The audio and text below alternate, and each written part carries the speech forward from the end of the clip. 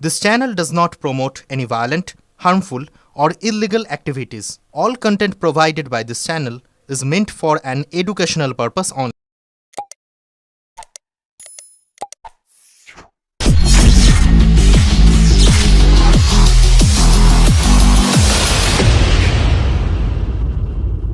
প্রথমত আজকের রাজ্যের মাননীয় মুখ্যমন্ত্রী তিনি বলেছেন যে আগামী দিনে যে পরীক্ষাগুলো হবে পশ্চিমবঙ্গে 6.5 লক্ষ শূন্যপদ, সেই শূন্যপদগুলোয় যে পরীক্ষা হবে সেই পরীক্ষায় মেধার উৎকর্ষতাকে গুরুত্ব দেওয়া হবে, ওএমআর শিট দেওয়া হবে এবং ইন্টারভিউয়ের যে নাম্বার সেই নাম্বারটাকে কমানো হবে।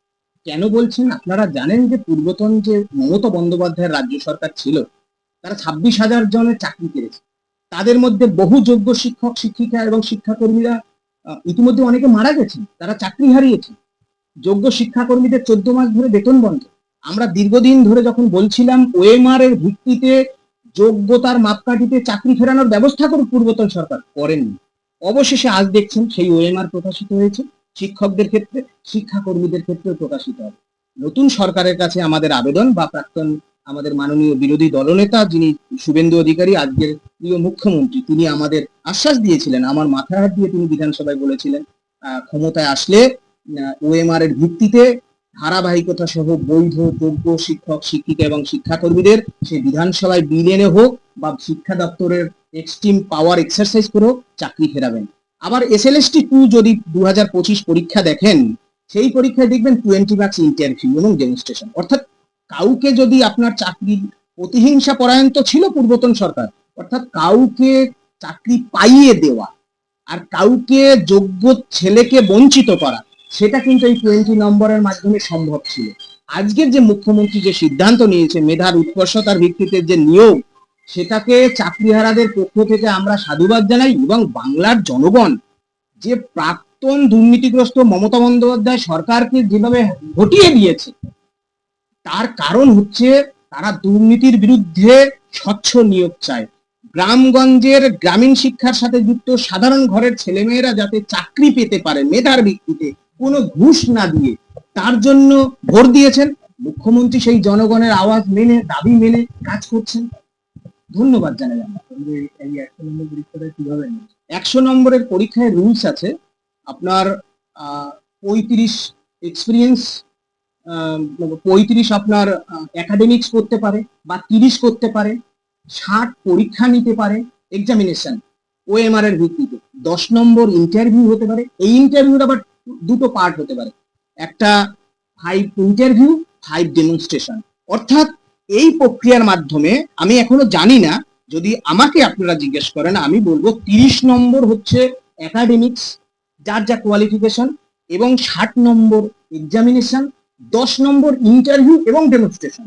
অর্থাৎ 5 ইন্টারভিউ 5 ডেমনস্ট্রেশন। অর্থাৎ আপনাকে যদি ডিসক্রিমিনেট করা হয় সেটাও সুযোগটা কম থাকবে। এই প্রক্রিয়ার মাধ্যমে একেবারে বাছা বাছা যোগ্য ছেলেরা গ্রামীণ সরকারি শিক্ষার সাথে যুক্ত বা অন্যান্য দপ্তরে যাওয়া সম্ভব, সেটাই সরকার করার চেষ্টা করছে। আমরা সাধুবাদ জানাই।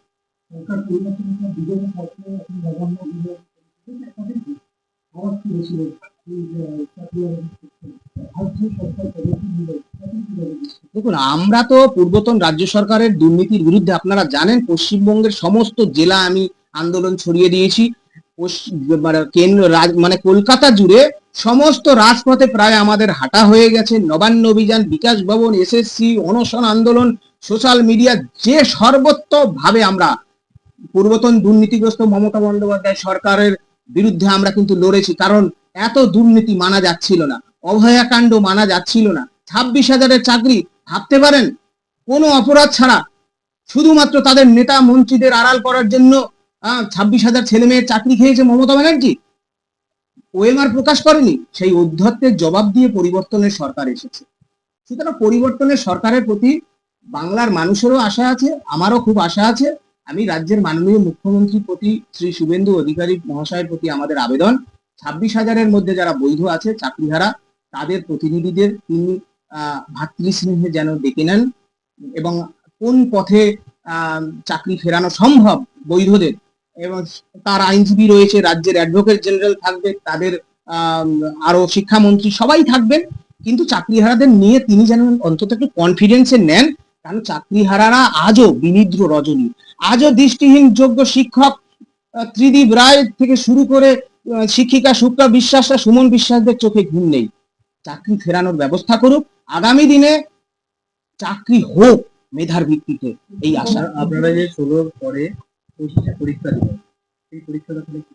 সেই পরীক্ষার ভবিষ্যৎ কি হবে সরকার ডিসাইড করবে, কোর্ট ডিসাইড করবে। কারণ এসএসসি 2016 সালের মামলার পরিপ্রেক্ষিতে সুপ্রিম কোর্টের যে ফ্রেশ সিলেকশন বলা ছিল অ্যাফোরসেট পোস্ট, সেই পোস্টে পরীক্ষা বা ফ্রেশ সিলেকশন হয়নি। আমার কথা নয়, পশ্চিমবঙ্গের বিশিষ্ট আইনজীবী, বিশিষ্ট আইনজ্ঞ, বিচারপতিদের আপনারা মতামত নিন, মুখ্যমন্ত্রীর মতামত নিন, যিনি শিক্ষামন্ত্রী হবে তার মতামত নিন। সুতরাং সেই পরীক্ষার কি ভবিষ্যৎ হবে সরকার সিদ্ধান্ত নেবে, কোর্ট নেবে। হোয়ারাজ এসএসসি 2016 সাল ওএমআর প্রকাশিত হয়েছে, সরকার যদি মনে করে on the basis CBI inquiry হয়েছিল, কোর্ট মনিটরিং, এই ওএমআর এর ভিত্তিতে কারা কারা যোগ্য আছে, টেন্টেটার আউট, তাদের নিয়ে একটা তালিকা প্রস্তুত করে বিধানসভায় বিল আনবে যে আমার সরকার, পূর্বতন সরকার পাপ করে গেছে, জনস্বার্থে, গ্রামীণ শিক্ষার স্বার্থে, জীবন জীবিকা রক্ষার স্বার্থে, সংবিধান রক্ষার স্বার্থে আমার সরকার সেই পূর্বতন সরকারের দুর্নীতির বিরুদ্ধে এই চাকরিগুলো ফিরিয়ে এদের জীবন বাঁচাবে। সেটা সুপ্রিম কোর্ট মানবে। আইনটা মানুষের জন্য, আইন মানুষের জন্য। সুতরাং সুপ্রিম কোর্ট সেটা ভাববে। এই কথা বিরোধী দলনেতা, প্রাক্তন বিরোধী দলনেতা, আজকের আমাদের প্রিয় মাননীয় মুখ্যমন্ত্রীরও কথা আপনারা জিজ্ঞেস করবেন। সুতরাং আমরা মনে করি 16 সালের চাকরি ফিরে যাক, সরকার সিদ্ধান্ত নিক। আমি চাইবো না যে কোনো প্যানেল একটা যোগ্য চাকরিও বাতিল হোক, আমি এটা চাইবো না। আমি জানি কি যন্ত্রণা, আমার বেতন বন্ধ হয়েছিল, আমি বারবার থানায় থানায় আমাকে লক আপ করেছিল, আমি জেলবন্দি হয়েছি, আমি হেনস্থ হয়েছি, সেজন্য আমি এই ব্যথাটা অনেকের থেকে বেশি বুঝি। ওই জট না কাটলে, ওই জট যদি না কাটে মনে হয় সরকারের কাছে এটাই তো আমি বলছি, সরকারের আইনজীবী আছে, অ্যাডভোকেট জেনারেল আছে, এই জট অতি দ্রুত কাটানো সম্ভব, অতি দ্রুত কাটানো সম্ভব। তার প্রথম পদক্ষেপ হওয়া উচিত, আমার উচিত বলা ঠিক নয়, সরকার প্রতিষ্ঠিত হয়েছে, সরকারি সিদ্ধান্ত। প্রথম পদক্ষেপ 2016 সালের যোগ্যদের চাকরি ফেরানো। ওএমআর প্রকাশিত হয়েছে, শিক্ষাকর্মীদের ওএমআরটা প্রকাশিত, 16 সাল ফিরে যাক। এই পরীক্ষার কি ভবিষ্যৎ হবে কোর্ট সিদ্ধান্ত দেবে। সরকার সবে প্রতিষ্ঠিত হয়েছে, সরকার যদি চায় যোগ্যতার ভিত্তিতে নিয়োগ হবে, সেটা হবে। যারা 5 লক্ষ পরীক্ষা দিল 2025-এ, 5 লক্ষ যারা পরীক্ষা দিল 2025-এ, তাদের ভবিষ্যৎ কি? তাদের ভবিষ্যৎ কোর্ট বলবে, আমি বলার কি। সরকার প্রতিষ্ঠিত হয়েছে, অবশ্যই যে কোনো প্রশ্নপত্র মাতৃভাষায় হওয়া উচিত, তারপরে ইংরেজি ভাষায় হোক, হিন্দি ভাষায় হোক, অবশ্যই মাতৃভাষায় হওয়া উচিত। এবং সরকারের প্রতি আমাদের এই আশা থাকবে যে প্রশ্নপত্র যাতে ফাঁস না হয়, মেধার ভিত্তিতে প্রশ্ন হাজার কঠিন হোক, কিন্তু একটা কাকপক্ষীয় যেন মেধা ছাড়া দুর্নীতির মাধ্যমে শিক্ষক নিয়োগ বা অন্যান্য দপ্তরে না যেতে পারে। কারণ গ্রামীণ শিক্ষাকে ধ্বংস করেছে, আপনারা তো দেখছেন 1806 জন শিক্ষকদের ক্ষেত্রে 3512 জন শিক্ষাকর্মী। এরা কি করেছে? এরা তৃণমূলের ক্যাডার হয়েছিল, এরা শিক্ষা ব্যবস্থা ভেঙেছিল, অবশ্যই এরা ভেঙেছিল। কারণ যে দুর্নীতি, যে ঘুষ নেয় আর যে ঘুষ দেয়, দুজনই সম অপরাধী। আমরা মাননীয় মুখ্যমন্ত্রীর প্রতি আমাদের আবেদন যে আমাদের ভাতৃস্নেহে তিনি যেন ডেকে নেন, নবান্নে একটা বৈঠকের আয়োজন করেন, এবং আমরা অতি শীঘ্রই, আমরা আগামী সোম মঙ্গলবার চেষ্টা করছি রাজ্যের মাননীয় মুখ্যমন্ত্রীর সাথে আমরা সাক্ষাৎ করার, এবং সেটা হতে পারে। আমরা আশায় আছি, কারণ আমরা তো নিরাশায় নেই। এই সরকার আমাদের, এই সরকার আমরা এনেছি। আমাদের মতো চাকরিহারাদের রক্তের বিনিময়ে, আমাদের মতো চাকরিহারাদের ঘাম শুকিয়ে জামা আবার ভিজেছে, তাই সেই সব আন্দোলনের বিনিময়ে পরিবর্তনের জনগণের সরকার প্রতিষ্ঠিত হয়েছে। এই সরকার আমাদের। সুতরাং এই সরকারের সঙ্গে আমরা সুষ্ঠুভাবে, সরকার আমাদের ডেকে নেবে, আমাদের কনফিডেন্সে নিক, আমরা একটু শান্তিতে ঘুমোই, এই আশা আমাদের। আমি সরকার পরিবর্তন হওয়ার পর মাননীয় মুখ্যমন্ত্রী শ্রী শুভেন্দু অধিকারী মহাশয়কে সংগ্রামী অভিনন্দন, গৈরিক অভিনন্দন জানিয়েছি চাকরিহারাদের পক্ষ থেকে। এবং ইতিমধ্যেই 19শে মে 2026 আমি রাজ্যের মাননীয় মুখ্যমন্ত্রীকে যোগ্য শিক্ষক, শিক্ষিকা, শিক্ষাকর্মী এবং অনশনকারী মঞ্চের পক্ষ থেকে আমাদের সুনির্দিষ্ট দাবি এবং আবেদন নিয়ে আমরা ইতিমধ্যেই চিঠি করেছি, এবং সে আমার দৃঢ় বিশ্বাস সেই চিঠি তিনি পড়েছেন। শিক্ষা প্রতিমন্ত্রী ডক্টর শ্রী সুকান্ত মজুমদার মহাশয়ের সাথে আমরা ইতিমধ্যেই সাক্ষাৎ করেছি, আমাদের দাবি আবেদন তুলে দিয়েছি। আশা করি সরকার আমাদের দাবিটা ন্যায্য, আমরা সঠিক পথে আছি বলে আজও টিকে আছি, আগামী দিনেও টিকে থাকবো। একটা যোগ্য ছেলের কেউ বঞ্চিত যাতে না হয়, এটাই সরকারের প্রাথমিক লক্ষ্য এবং করবে মাননীয় মুখ্যমন্ত্রী, এটা আমার আশা। 100% আশা নিয়ে আছি, আমি নিরাশায়, আমি পজিটিভ, আমি আন্দোলনের ছেলে, আমি পজিটিভে বিশ্বাস করি। হ্যাঁ,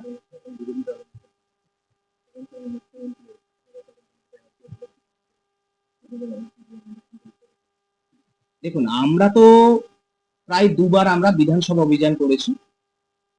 তা প্রথমবারও আমি মাননীয় বিরোধী দলনেতা শ্রী শুভেন্দু অধিকারী মহাশয়কে চিঠি দিয়েছিলাম। পরবর্তীকালে 4 সেপ্টেম্বর পরীক্ষার দুদিন আগে আমরা ওই পরীক্ষাটা আমাদের জন্য নয় এই বলে বিধানসভা অভিযানে গিয়েছিলাম। সেখানে প্রাক্তন বিরোধী দলনেতা আজকের প্রিয় মুখ্যমন্ত্রী মাননীয় শুভেন্দু অধিকারী মহাশয় এসেছিলেন। আপনারা জানেন তিনি অন রেকর্ড আমার মাথায় হাত দিয়ে বলেছিলেন আমরা ক্ষমতায় আসলে যোগ্যদের তালিকা নিয়ে সুপ্রিম কোর্টে যাব।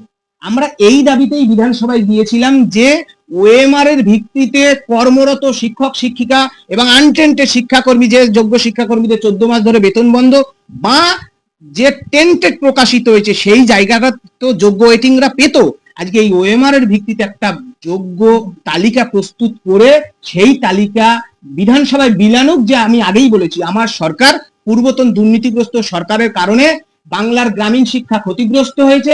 কেন ক্ষতিগ্রস্ত হয়েছে আপনারা দেখবেন, শিক্ষকদের এক্সটেনশন দিয়েছে শিক্ষা ব্যবস্থা যাতে কোলাপস না করে। সুতরাং গ্রামীণ শিক্ষার সাথে যুক্ত শিক্ষকদের জীবন নষ্ট করেছে।